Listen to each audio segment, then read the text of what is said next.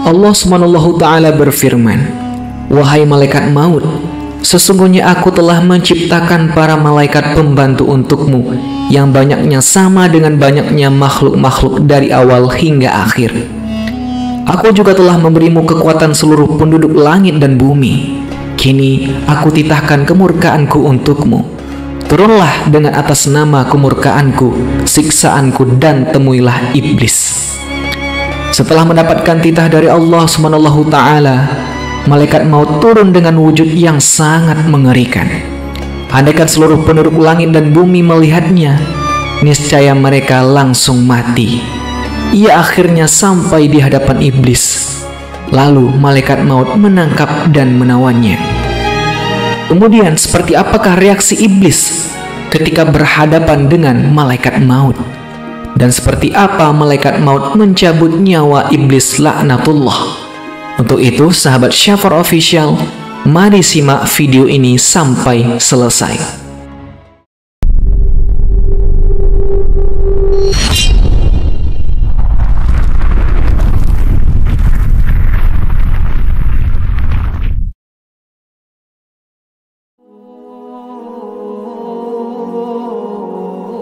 Assalamualaikum warahmatullahi wabarakatuh, sahabat beriman.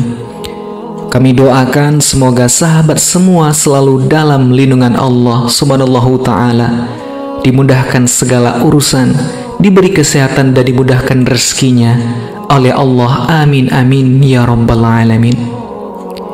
Iblis awalnya salah satu makhluk yang taat kepada Allah dan ahli ibadah, dan ia tinggal di surga Allah hingga diberi nama Azazil.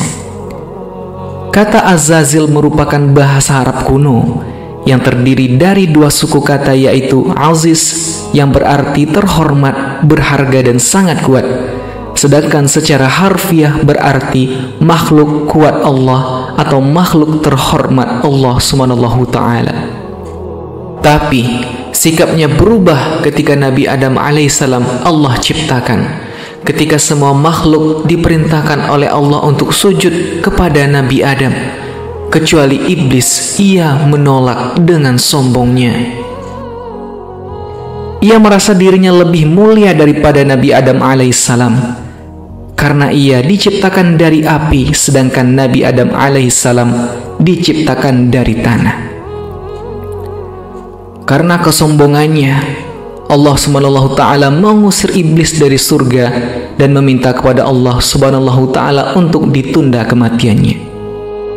Ya Tuhanku, berilah aku waktu sampai hari mereka manusia dibangkitkan.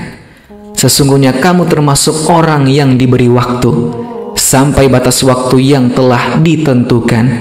Al-Quran Surah Al-Hijr ayat 36 sampai 38.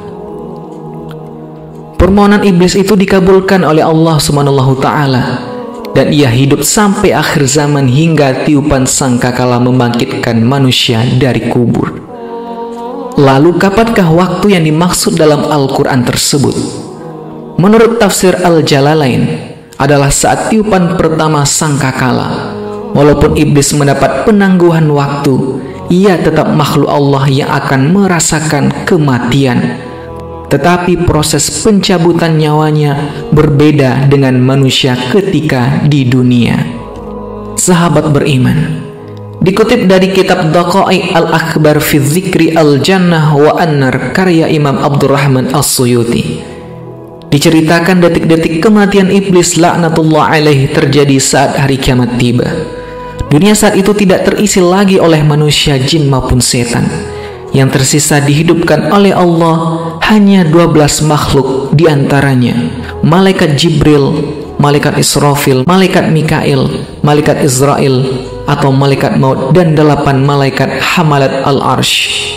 Kemudian Allah berfirman, "Hai malaikat maut, sesungguhnya aku telah menciptakan para malaikat pembantu untukmu yang banyaknya sama dengan banyaknya makhluk-makhluk awal hingga akhir.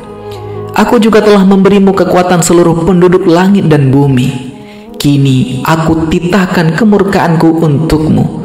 Turunlah dengan atas nama kemurkaanku dan siksaanku, dan temuilah iblis." Beri ia rasa kematian dan timpakan atasnya kepahitan kematian makhluk-makhluk awal dan akhir dari golongan manusia dan jin dengan kepahitan yang berlipat ganda. Turunlah bersama 70.000 malaikat Zabaniyah yang masing-masing dari mereka membawa rantai dari neraka Lazza. Demikian perintah Allah. Setelah itu, malaikat maut memanggil malaikat Malik dan memerintahnya membukakan pintu-pintu neraka. Setelah mendapatkan titah dari Allah, malaikat maut turun dengan wujud yang sangat mengerikan. Andaikan seluruh penduduk langit dan bumi melihatnya, niscaya mereka langsung mati saat itu juga. Hingga akhirnya sampai malaikat maut di hadapan iblis. Lalu malaikat maut menangkap dan menawannya. Ketika malaikat Israel bersiap untuk mencabut nyawa iblis dengan sangat kasar, malaikat maut pun memasang wajah yang sangat seram. Kengerian yang ditampakkan malaikat maut saat itu bisa membuat penduduk langit dan bumi mencair. Bayangkan sahabat, malaikat maut pun membentak iblis dengan berkata, "Berhentilah kamu iblis laknatullah. Rasakanlah kepedihan kematian sebagaimana yang dirasakan oleh orang-orang yang telah engkau sesatkan dalam beberapa abad engkau hidup. Dan inilah hari yang ditentukan oleh Allah Subhanahu Ta'ala terhadap kamu, maka kemanakah engkau akan lari?" Iblis pun berusaha melarikan diri, tetapi malaikat maut selalu bisa menemukannya. Iblis lari terbirit-birit ke ujung timur, tetapi Israel tiba-tiba muncul di hadapannya.